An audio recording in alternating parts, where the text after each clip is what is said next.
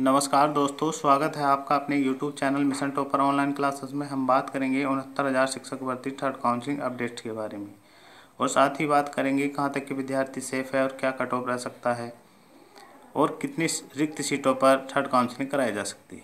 इन सभी बिंदुओं पर हम बात करेंगे। अगर आप हमारे चैनल पर नए आए हो तो प्लीज़ चैनल को सब्सक्राइब कर लीजिए और वीडियो को लाइक कीजिए और शेयर कीजिए।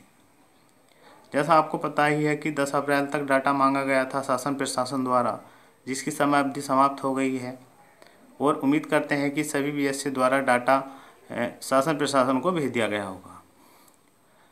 रिक्त सीटों का डाटा मिलते साथ ही सरकार द्वारा जियो के माध्यम से घोषणा कर दी जाएगी कि इतनी रिक्त सीटों पर काउंसलिंग कराई जाएगी और साथ ही न्याय विभाग और चुनाव आयोग से भी परमिशन मांग ली जाएगी। इसके बाद ही चयन सूची हमारी जारी कर दी जाएगी। तो ये सप्ताह बहुत महत्वपूर्ण है। इस सप्ताह में आप सभी को खुशखबरी मिलने वाली है। अब हम बात कर लेते हैं कि कट ऑफ क्या रहने वाला है, कितनी रिक्त सीटें हो सकती हैं, क्योंकि हर बार कुछ ना कुछ अलग सीटें ही बताई जा रही हैं। तो ये तो रिक्त सीटें प्राप्त होने के बाद ही कंफर्म आंकड़ा पता चल पाएगा। लेकिन हम एक अनुमान लगा लेते हैं कि अगर मान लो कि 5400 प्लस 1133 अर्थात 5400 प्लस 1133 ये तो केवल एससी वाले भाई बहनों के लिए ही है। अगर 5400 पर लिस्ट आती है 5400 प्लस 1133 पर, तो 5400 में क्या कट ऑफ रह सकता है। अगर 5400 पर लिस्ट आएगी तो 5400 में यूआर भी होंगे, ओबीसी भी होंगे, एससी भी होंगे और पीएच भी होंगे। और 1133 ये तो केवल एससी वाले भाई बहनों के लिए ही है। तो यूआर में जिस कैटेगरी में जितनी रिक्त सीटें होंगी उसी हिसाब से इन सीटों को भरा जाएगा। अब यूआर में, ओबीसी में, अब एससी में और पीएच में। अब यूआर में 67.10 गया था कट ऑफ, ठीक है। तो अब ये पता नहीं है कि किस कैटेगरी में कितनी रिक्त सीटें हैं। तो हमारे अनुमान में जो हमारा आंकड़ा है कि उसमें यूआर 66.30 प्लस जितने भी कैंडिडेट हैं, अगर 5400 पर लिस्ट आती है तो 66.30 प्लस इससे ऊपर जो भी हैं वे बिल्कुल सेफ हैं। और ओबीसी में, क्योंकि यूआर में जो है, यूआर में जर्नल और ओबीसी दोनों ही फाइट करेंगे, ठीक है। और ओबीसी जो है 66.73 पर कट ऑफ गया था।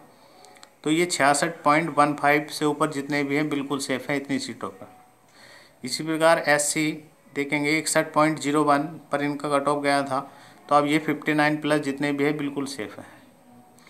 अब बात करेंगे पीएच वालों की। तो पीएच वालों का कट ऑफ अभी बिल्कुल कंफर्म नहीं पता है कि कितना लास्ट कैंडिडेट का चयन हुआ था। तो जितना भी कट ऑफ इनका गया था उससे 0.7 या 0.8 तक कट ऑफ मतलब गुणांक गिरेगा। 0.7 या 0.8 तक इनका गुणांक गिरना तय है। अब बात करते हैं यदि सीटों की संख्या भाई 6217 प्लस 1133 पर आए, जो ये न्यूज़ में भी दिखाया गया था कि लगभग 7000 कुछ सीटों पर काउंसलिंग कराई जाएगी। अगर इतनी सीटों पर काउंसलिंग होती है तो 6217 में यूआर भी हैं, ओबीसी हैं, एससी है और पीएच भी है। तो इनका क्या सेफ रह सकता है स्कोर। तो यूआर का 67.10 पर कट ऑफ गया था। तो 66.10 प्लस जितने हैं सभी सेफ है, क्योंकि एक गुणांक गिनना तय है यूआर का अगर 6000 प्लस सीटों पर काउंसलिंग कराई जाती है तो। इसी प्रकार ओबीसी 66.73 कट ऑफ गया था।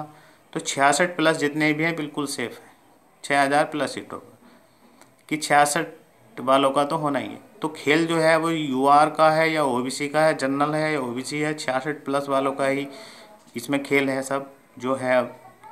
अब एससी वालों की बात करते हैं 61.01 इनका कट ऑफ गया था। तो 58.50 प्लस जितने भी हैं सब सेफ है।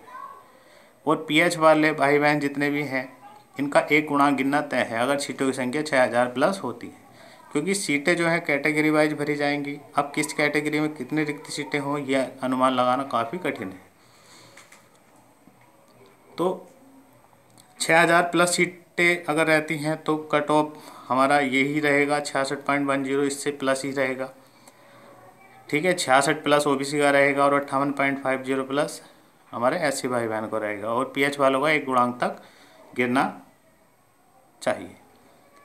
अब ये बात हो गई हमारी कट ऑफ की।